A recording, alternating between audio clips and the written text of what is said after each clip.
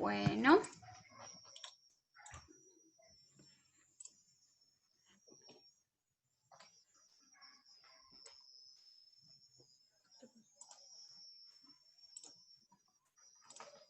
Quiero banana.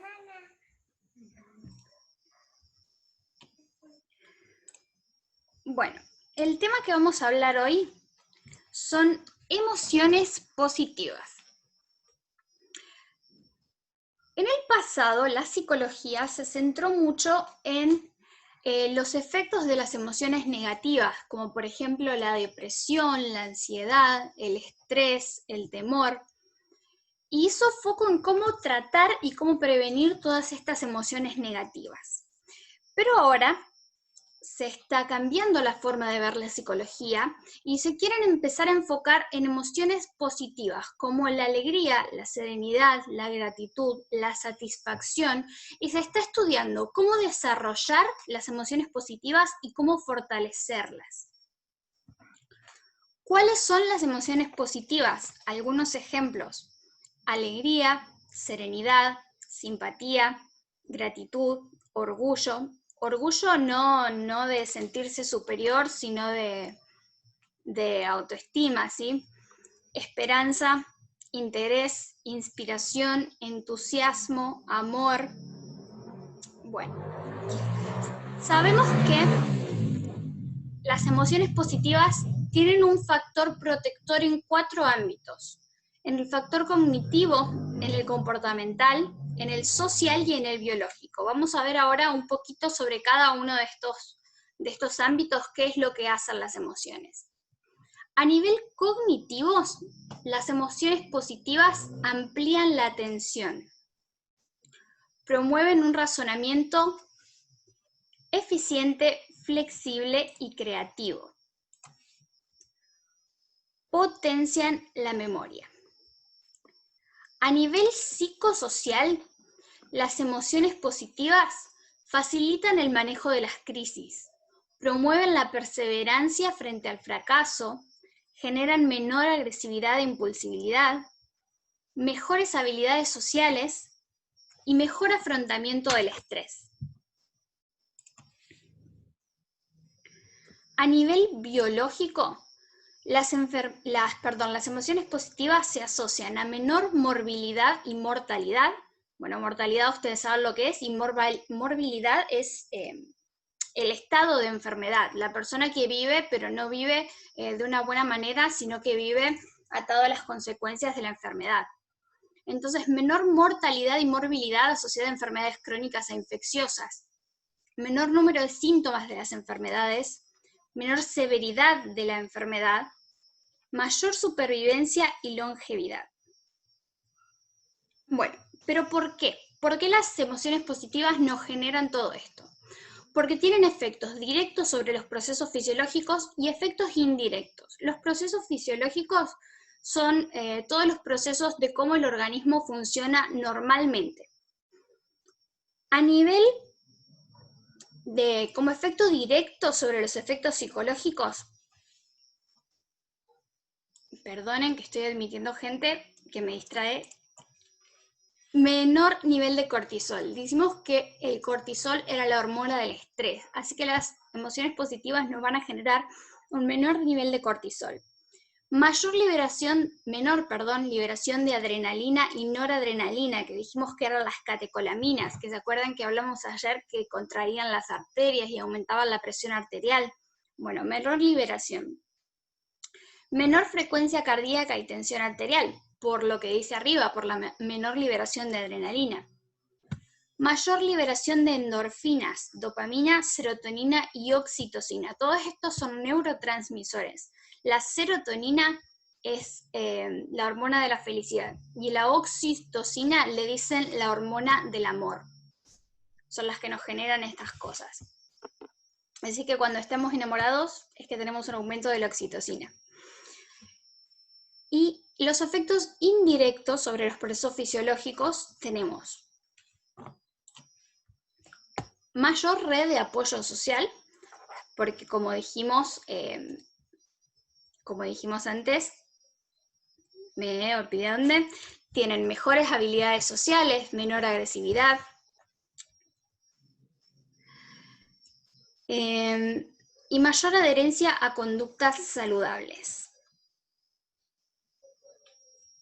Bueno, precaución, algo importante.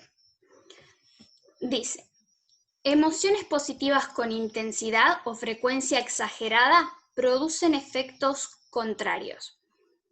¿Qué quiere decir esto? Hay algo que se llama positivismo tóxico, que es cuando nosotros creemos que todo el tiempo tenemos que estar bien y no nos permitimos estar tristes por nada. O cuando creemos demasiado exageradamente que todo va a estar bien y como consecuencia de esto no nos preocupamos por nada, al punto de, por ejemplo, presentamos alguna enfermedad y no vamos al médico porque va a estar todo bien. No, ¿para qué voy a tomar la pastilla? Va a salir todo bien. Entonces, eso es lo que se llama positivismo tóxico, ¿sí? Cuando no es un positivismo adecuado, ¿sí? Todo tiene que ser regulado, nada exagerado.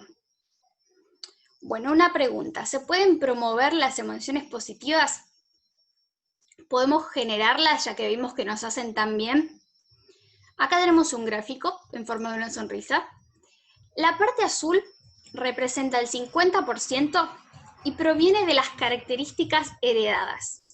Esto quiere decir, 50% de las emociones positivas que nosotros sentimos vienen de nuestros genes, de nuestros padres. Si ellos eran personas súper alegres, es probable que nosotros también vayamos a ser personas súper alegres, o súper optimistas, o súper serenas. Entonces el 50% ya viene codificado en nuestros genes. Después hay un 10% que depende de los acontecimientos vitales. Depende de lo que nos haya pasado en la vida. Si tuvimos muchos momentos feos en la vida, probablemente tendamos a experimentar menos emociones positivas. Y si no nos ha ido tan mal, probablemente se nos haga más fácil experimentar emociones positivas. Pero también nos queda en este gráfico un 40%, y ese 40% proviene de la actividad intencional. Esto quiere decir que este 40% depende de lo que nosotros hagamos. Entonces, ¿se pueden promover las emociones positivas? Hasta en un 40% sí, se pueden promover. Bueno, inflamación crónica de bajo grado, otra vez esta imagen que ustedes ya tanto conocen. Y acá para resaltar que como factor de riesgo para inflamación crónica tenemos el aislamiento y el estrés crónico, ¿sí? Ese es otro factor de riesgo para desarrollar todas las enfermedades de las cuales ya hablamos. Bueno, inflamación. Se sabe desde hace mucho tiempo que los efectos psicológicos negativos como la depresión, el estrés, están asociados a un aumento de los marcadores inflamatorios. ¿Se acuerdan de la PCR, de la interleuquina 6? Así que bueno, lo que se buscó fue averiguar si los eventos positivos tenían el efecto contrario. Entonces se realizó un estudio con más de 900 personas y los participantes informaban las experiencias positivas que le habían ocurrido en las últimas 24 horas, todo lo bueno que les había pasado en el último día. A esas personas se les sacaba sangre y se analizaban los marcadores inflamatorios. Y de ahí se vio que mayores eventos positivos en el día se asociaban a menores niveles de interleuquina 6, de PCR y de fibrinógeno, ¿sí? Entonces, las cosas buenas que las personas decían que le habían pasado en el día se asociaron a menor inflamación. Ahí tenemos el estudio. Bueno, alegría del corazón. ¿Qué es un afecto positivo? Un afecto positivo es un estado placentero de vinculación con el medio, con todo lo que nos rodea, con nuestra vida, con las demás personas, con el lugar en donde estamos, con el trabajo, que genera felicidad, alegría, entusiasmo y satisfacción. El afecto positivo se asoció en otro estudio, miren a esto, a 18% menos de mortalidad. ¿Por qué? Porque las personas experimentan menos enfermedades, entonces hay menos mortalidad. Y a un 9% menos de enfermedad coronaria, porque hay menor desarrollo de aterosclerosis, hay menor cantidad de desarrollo de placas, por tanto hay menor cantidad de infartos. ¿Por qué esta disminución? Bueno, primero por las respuestas biológicas, que era lo que les estaba comentando. Hay menos enfermedades, hay menos aterosclerosis. Y después, por otras conductas beneficiosas. Las personas más positivas tienen más tendencia a cuidar su salud, a cuidar sus hábitos alimentarios, a cumplir con las medidas de prevención, a cumplir con los tratamientos. En general, adoptar medidas más positivas cuando se enfrentan con un problema. Corazoncito. Bueno, biología de los afectos positivos, perdón. Acá tenemos un linfocito B, que es una de las células inmunes. Los linfocitos B son los que generan, los que crean anticuerpos, ¿sí? Son los que nos defienden. Bueno, ¿qué pasa biológicamente? Tenemos una disminución de la activación adrenérgica y aumento de parasimpático, que contribuyen a una recuperación cardiovascular acelerada luego de situaciones de estrés y estados emocionales negativos. ¿Se acuerdan que hablamos ayer? Disminución de la actividad adrenérgica, disminución de la adrenalina, y dijimos ayer que el sistema simpático era el que nos activa, el que nos genera un estado de alerta para defendernos de las situaciones. Bueno, el sistema parasimpático, que es el que aumenta, en este caso genera lo contrario, es el que nos relaja, es el que nos apaga. ¿Sí? Entonces esto contribuye, dice, bueno, la recuperación cardiovascular, a bajar nuestra frecuencia cardíaca después de que nos pasó algo malo.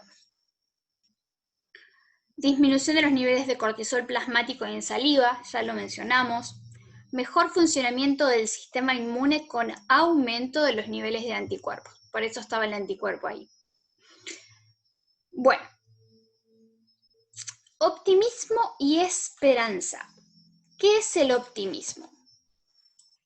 El optimismo es mantener una expectativa generalmente favorable sobre el futuro.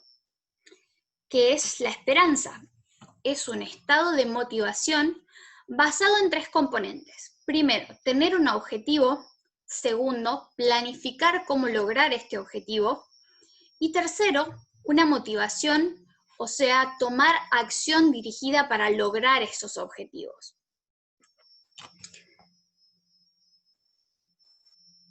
Bueno, el optimismo y la esperanza se asocian a mejores resultados cardíacos, a menor deterioro de la función pulmonar y a clasificaciones de dolor más bajas. Ustedes saben que las personas no experimentamos el dolor todos de la misma manera.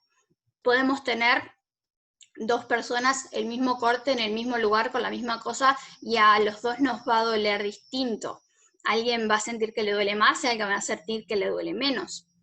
Bueno, eso es porque nosotros tenemos una capacidad subjetiva de percibir el dolor que depende de nuestra personalidad, depende de las cosas que hayamos vivido. Así que bueno, las personas más positivas básicamente experimentan menos dolor. Y bueno, dijimos que un 40% de las emociones positivas se pueden desarrollar. Entonces, algunos tips para desarrollar emociones positivas. Primero, y para repasar, alimentación, actividad física y sueño para desarrollar emociones positivas, ¿sí? Bueno, acá tenemos una imagen de la Universidad de Stanford que tienen un plan que se llama EPAS. EPAS significa dieta saludable, actividad física e higiene del sueño. Entonces,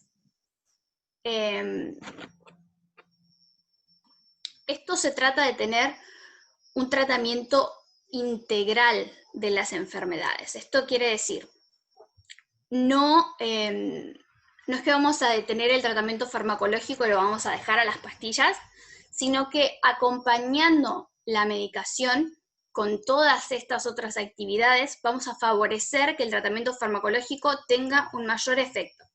Y bueno, ¿y qué es lo que recomienda? Adoptar una dieta sana y balanceada, dormir lo suficiente, estar activo. Y esto es importante, mantenerse en contacto con los doctores, ¿sí? Haciendo los screenings, los controles periódicos, con buena adherencia al tratamiento farmacológico, evitando los suplementos innecesarios, ¿sí? Bueno, eso es en general. Y vamos a repasar un poquito entonces alimentación. ¿Qué podemos decir? La alimentación saludable fue eficaz para reducir los síntomas en personas con depresión unipolar. Estamos hablando de emociones. Entonces, la gente con depresión le ayuda mucho en realidad mantener una alimentación saludable. Y miren esto, al contrario, una alta ingesta de azúcares puede aumentar el riesgo de depresión y de deterioro neurocognitivo. Entonces, en relación con las emociones, consejitos sobre la alimentación: no saltearse el desayuno, evitar las bebidas azucaradas, comer carbohidratos complejos, es decir, alimentos integrales, comer vegetales y frutas, preferir aceites vegetales, evitar la comida rápida, evitar los suplementos dietarios innecesarios, no comer excesivamente, comer siempre a las mismas horas, y por último, que esto es súper interesante, compartir las comidas con familias y amigos. Eso también es algo que nos puede generar muchas emociones positivas. En cuanto al ejercicio físico, el ejercicio físico mejora el aporte sanguíneo cerebral. El sedentarismo aumenta el riesgo de ansiedad, depresión y demencia. Y la liberación de sustancias por el músculo, que hablamos cuando hablamos de actividad física, las mioquinas, mejoran la comunicación neuronal y mejoran las funciones cognitivas, como por ejemplo la atención, la memoria. ¿Qué podemos hacer entonces? En cuanto a actividad física, mantener un estilo de vida activo, cumplir con los 150 minutos de ejercicios por semana, incrementar la actividad física en la casa, en el trabajo o en la escuela, como por ejemplo estacionar el auto a unas cuadras del trabajo para poder ir caminando. Bueno, hacer deportes, no hacer actividad física cerca de la hora de la comida o de dormir, y hacer actividad física con familiares o con amigos. En cuanto al sueño, el sueño actúa como mediador de la cognición, del estado de ánimo y de la memoria emocional. ¿Saben que cuando no dormimos lo suficiente nos ponemos gruñones? Bueno. La falta de higiene del sueño está asociada a peor salud mental en adolescentes y adultos. En jóvenes sanos, la corta duración del sueño se asoció con mayores probabilidades de cambios en el estado de ánimo, de ansiedad, de uso de sustancias adictivas y de trastornos del comportamiento, ¿sí? Los sujetos con insomnio tienen 10 veces más probabilidades de desarrollar un trastorno depresivo o de ansiedad.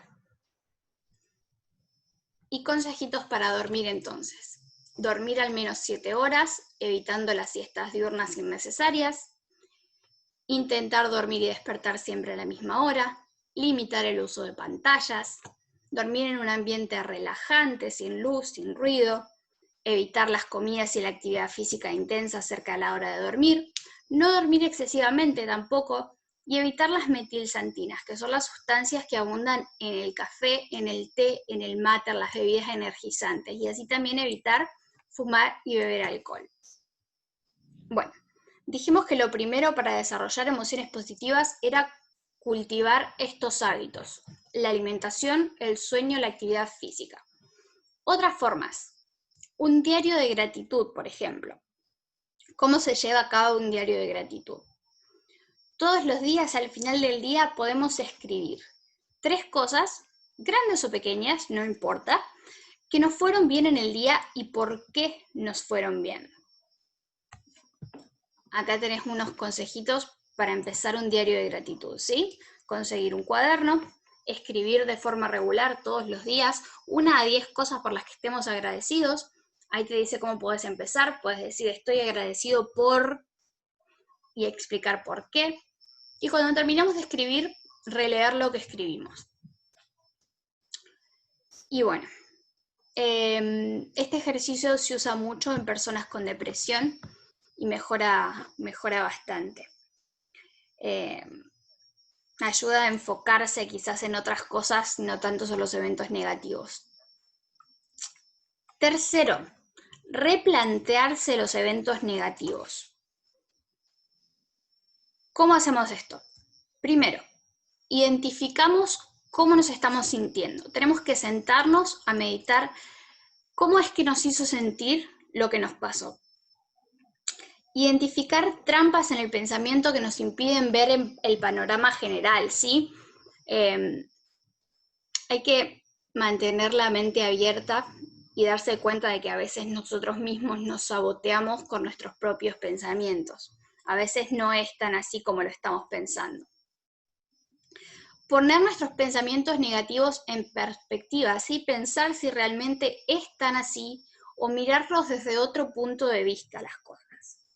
Y por último, tomar medidas positivas. Decir, bueno, esto fue lo que pasó, pero ¿qué es lo que yo puedo hacer a partir de lo que me pasó?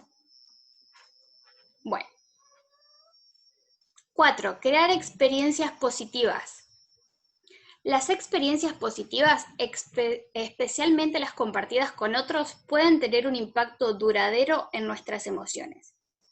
¿Y qué podemos hacer? Por ejemplo, ayudar a los demás. Acá dice, ayudar a los demás nos hace felices. Los actos de bondad son una forma fácil y satisfactoria de traer emociones positivas a tu vida, ¿sí? Se realizó un estudio sobre cómo el trabajo voluntario pudo ayudar a las personas que habían experimentado la pérdida de un ser querido, de un familiar, de un amigo. Los ayudó a las personas a superar, a pasar a través de ese momento feo de su vida. Así que, inclusive cuando tenemos un problema grave, ayudar a los demás puede ayudarnos a nosotros mismos. Mantener una buena postura, ¿sí? Cuando necesites emociones positivas, prestar atención al lenguaje corporal y ajustarlo en consecuencia puede ser beneficioso. Se hizo una prueba en la que se les pidió a las parejas que, en este estudio que aparece ahí en la fotito, se les pidió a las parejas que dieran su opinión sobre cómo era su relación. Antes de esto, los psicólogos ya las habían estudiado a las parejas, entonces ya sabían cómo funcionaba la relación. A algunos se los puso cómodos en un sillón y a otros se los puso en posturas incómodas, inclusive de cabeza. Entonces se vio cómo la gente que estaba en posturas incómodas trasladaron esa incomodidad y hablaron más negativamente de su relación de pareja que las que estaban cómodas y relajadas. Sí, así que la postura puede influir también en cómo vemos las cosas. Perdón. Bueno, otro tip. 14 días sin quejarse. El doctor Neely es un gastroenterólogo que después se dedicó a la salud mental, que escribió varios libros, como por ejemplo el que aparece ahí, que se llama The Lost Art of Thinking. Y en estos libros él plantea esta experiencia de pasar 14 días sin quejarse como una de las formas para ayudar a combatir la depresión. Y él cuenta testimonios de pacientes de él que tuvieron que empezar 1000 veces porque no les salió a la primera, pero cuando lograron pasar los 14 días sin quejarse, realmente vieron cómo había cambiado su vida. 7. Dedicar tiempo a las personas. Y hay una frase muy linda que dice, las cosas son para usar, las personas son para amar, ¿sí? Acá tenemos un estudio y dice, en varios estudios grandes, los adolescentes y los adultos jóvenes que pasaron más tiempo usando los medios digitales informaron menor bienestar psicológico, incluido un bienestar psicológico general más bajo, menor satisfacción con la vida, menor felicidad, más sentimientos de soledad y aislamiento social y más depresión. Todo esto por pasar demasiado tiempo en los medios digitales, demasiado tiempo con pantallas, en vez de tener relaciones con las personas, ¿sí? Con tu propia familia a veces. 8. Cantar todo lo que puedas. Este me encanta. Cantar fortalece los músculos respiratorios. Cantar mejora la capacidad pulmonar, alivia la ansiedad, mejora el humor, el sentido de pertenencia, hay menor liberación de cortisol, mayor liberación de endorfinas, mayor interacción social, aumento de la IgA, que es un anticuerpo, y oxitocina. Y bueno, esto no se necesita cantar súper bien, tener un súper talento, no necesitas cantar adelante de todos, puedes cantar cuando estás solo en tu casa, puedes cantar solo en la ducha, pero realmente es una linda forma de desahogarse. Y por lo menos a mí me hace sentir mejor. Pero que no me escuchen los vecinos porque... Bueno, 9. Perdonar. Puse acá algunas frases para meditar. De Gandhi dice, los débiles nunca pueden perdonar, el perdón es un atributo de los fuertes. El perdón no es un acto ocasional, es una actitud constante, no es negación, es constantemente decidir estar mejor. El que es incapaz de perdonar es incapaz de amar. Y la más interesante, la falta de perdón es como beber veneno y esperar que muera la persona que te ofendió, ¿sí? Uno mismo es el mayor beneficiado cuando perdona, cuando suelta. Y encontré algo que me pareció súper interesante, que son 4 pasos para pedir perdón. Porque a veces vamos y bueno, decimos, che, discúlpame, pero puede que suene vacío, puede que suene que no lo estamos diciendo de corazón.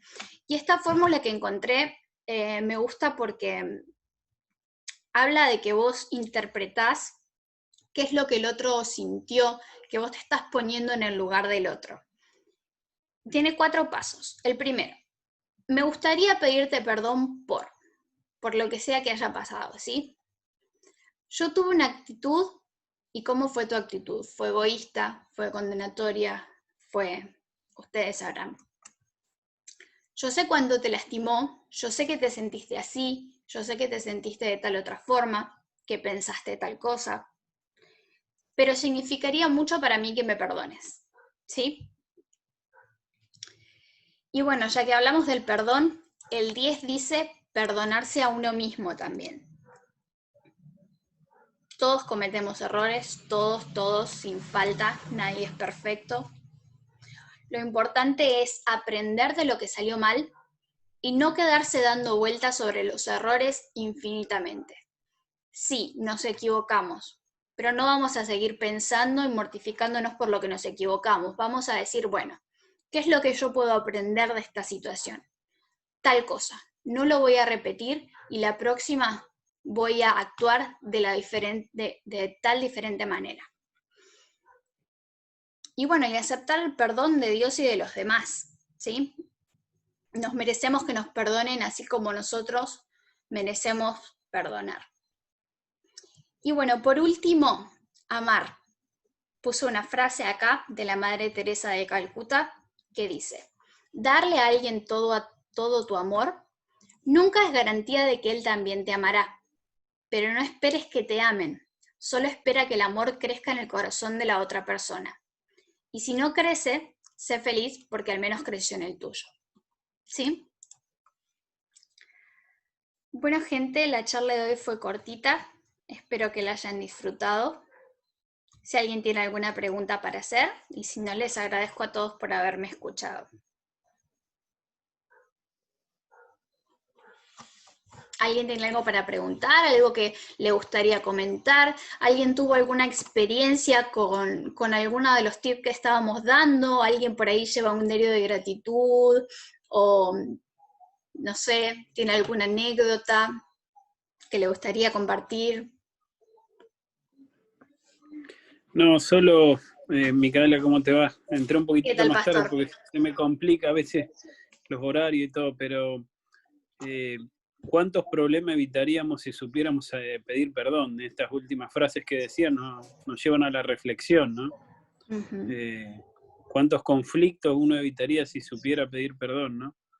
Pero muy lindo el tema de hoy, Micaela, agradecido, interesante, y tenemos que trabajar mucho nuestras emociones, que son los que marcan también en gran parte nuestra salud emocional, y eso emocional nos puede llegar a perjudicar en otras áreas de nuestra salud, ¿no? Así que muy, muy linda la charla, Micaela, muy oportuna también. Bueno, me alegro mucho. Bueno, gente, si nadie tiene nada más para decir, entonces les agradezco mucho haberse conectado. Espero que les haya resultado linda, útil la charla. Espero que puedan sacar algo para aprovecharlo para su vida. Y bueno, tendremos, Pastor, algún encuentro un poco más adelante. ¿Está bien? Cuando vos nos avises, Micaela, sin problema. Dale. Yo tengo que cerrar algunas cosas del trabajo y después les voy a avisar para que nos podamos juntar a charlar un poco sobre cómo podemos